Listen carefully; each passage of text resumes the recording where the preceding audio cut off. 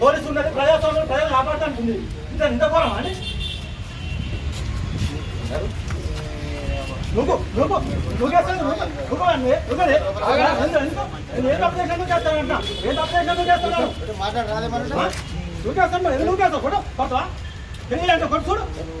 చూడండి అంటే సీఏ గారు ఇచ్చిన 7 గంటల కలిసి కూర్చున్నా నేను 7 గంటల కలిసి కూర్చున్నా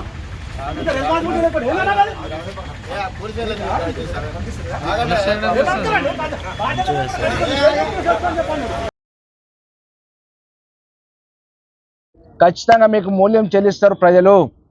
రేపు అధికారం వచ్చే రోజు కూడా ఇదే పరిస్థితి మీరు ఎదుర్కోవాల్సి వస్తుంది. ఇది మంచి సాంప్రదాయం కాదు.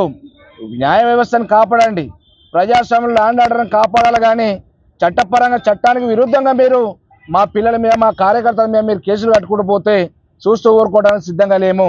ఇప్పటికి 18 నెలలు అయింది, అయ్యేది లేదు పోయేది లేదు గవర్నమెంట్ తోటి. ఇంతకంటే ఎక్కువ కట్టుకుంటారు, కేసులు కట్టుకుంటాం. కానీ మేము కూడా ప్రజాక్షేత్రం మీ బట్టలు బిక్కే కార్యక్రమం చేస్తాం. మీ డిపార్ట్మెంట్ని గౌరవిస్తున్నాం.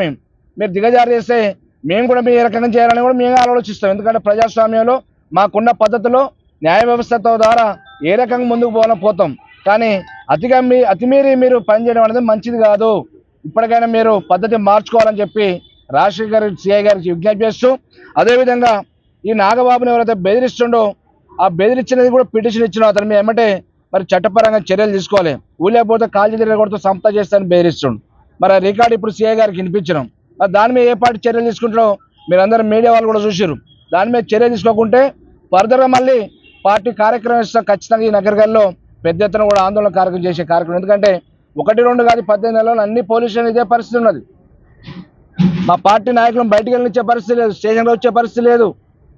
వాళ్ళు చెప్పింది మాకు వేదవాక అయిపోతుంది తప్పితే వేరే లేకుండా అయిపోతుంది. ఇలా పోలీసు రాజ్యం నడుస్తుంది, అటవిక పాలన నడుస్తుంది, రాక్షస పాలన నడుస్తుంది. నగరికల్ నియోజకవర్గంలో ప్రతి చోట కూడా అదే పరిస్థితి. ఇప్పుడైనా కొద్దిగా మరి ప్రజాస్వామ్యం కాపాడే పద్ధతిలో మరి ఖచ్చితంగా చట్టాన్ని గౌరవించి మేము వస్తున్నాం. డిపార్ట్మెంట్ మాకు గౌరవం, కానీ మీరు చట్టాన్ని తొంగలో తొక్కుతురు.